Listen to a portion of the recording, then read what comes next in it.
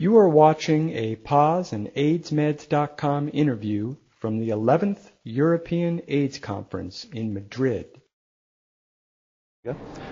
Hi, I'm David Evans with AIDSmeds.com in Madrid at the 11th European AIDS Conference.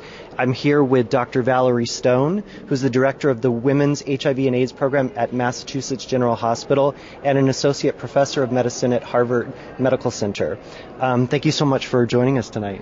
Oh, my pleasure. It's great to be here. Thank you. So today we're going to talk about family planning and pregnancy. And let's begin talking about HIV-positive couples, either where one or the other partner is positive and they may be thinking about having children. There's been a stream of information about sperm washing in utero and vitro fertilization. What can you tell us about that? Well, in general, if the woman is pregnant, if the woman is HIV positive, the only thing that's been proven safe in the United States is for the woman to get completely suppressed and then to have in vitro fertilization. In contrast, when the man is positive, there have been a number of centers who have worked on a sperm washing plan whereby the sperm are washed and isolated and the HIV is washed out. And this has been very effective in a number of centers, and the couple can usually get pregnant and the woman in general does not get infected. A few centers now are doing what's called ICSI, where they actually isolate individual sperm and directly implant ova, which is one step further along the spectrum from even IVF. An exciting new study was presented at the most recent International AIDS, the IAS meeting in Australia, that was done by investigators in Switzerland, where they showed that when the man was infected and the woman was not, that it was very helpful for the woman to take tenofovir immediately the morning before having intercourse, and then having intercourse, and over the course of 20 cycles, 70% of the women got pregnant doing this, and none of them became HIV infected.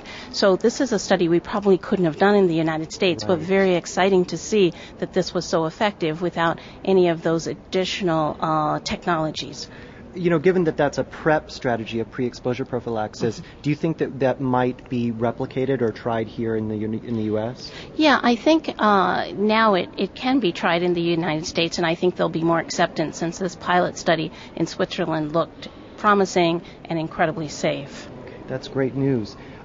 So whether a pregnancy is planned or unexpected, the risk for an HIV-positive woman to pass on HIV in the United States, at least, is now less than 1%. Of course, that requires top-notch care, both for her HIV and the prenatal care. Can you tell us a little bit about what that kind of good prenatal care and HIV care looks like? Well, of course, not all women who are HIV infected know it at the time that they become pregnant. So all women who become pregnant, no matter whether they perceive they have a risk or not, should become HIV tested as soon as they start prenatal care.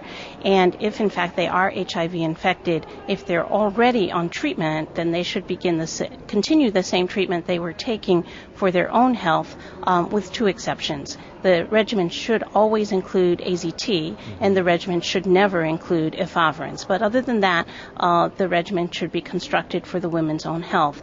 If the woman hasn't previously been on HAART, then HAART should be held off on until the beginning of the second trimester, that is week 14. And then the viral load should be monitored very closely. And if the woman has gotten to below 1,000, and ideally non-detectable at 32 weeks, then the plan should be for spontaneous vaginal delivery. Okay. If the woman has failed to get to less than 1,000 at 32 to 36 weeks, then it's recommended that she have elective cesarean cesarean section because that will further decrease the risk of transmission. But generally, the risk of transmission when the viral load is non-detectable is incredibly low. And so there are only a few other circumstances where the woman should have a cesarean section if the viral load is non-detectable, and that includes if she has hepatitis C, and in some cases if there is active herpes simplex lesions in the genital area.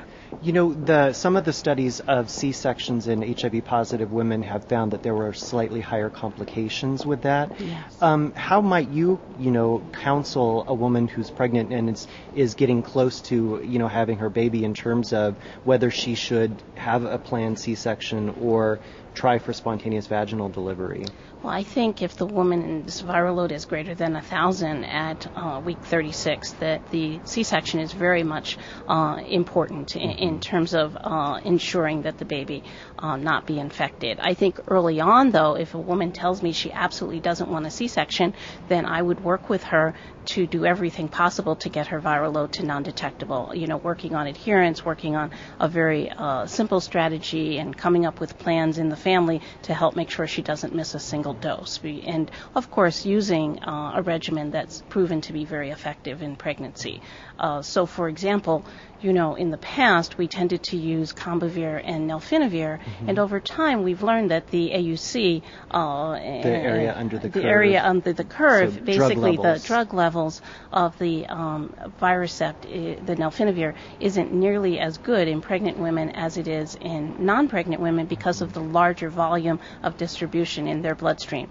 So it's not as reliable an agent as we thought. More and more, we're moving to using Combivir and Kaletra, and fortunately, the drug levels of Kaletra, particularly the new formulation, are very reliable and consistent in pregnancy, and most women have a very good likelihood of becoming completely non-detectable after just 4 to 6 weeks of Kaletra with Combivir in pregnancy. Wonderful. Well, thank you so much for doing this interview late at night after a long day at the conference. We really appreciate it. My pleasure. Thank you.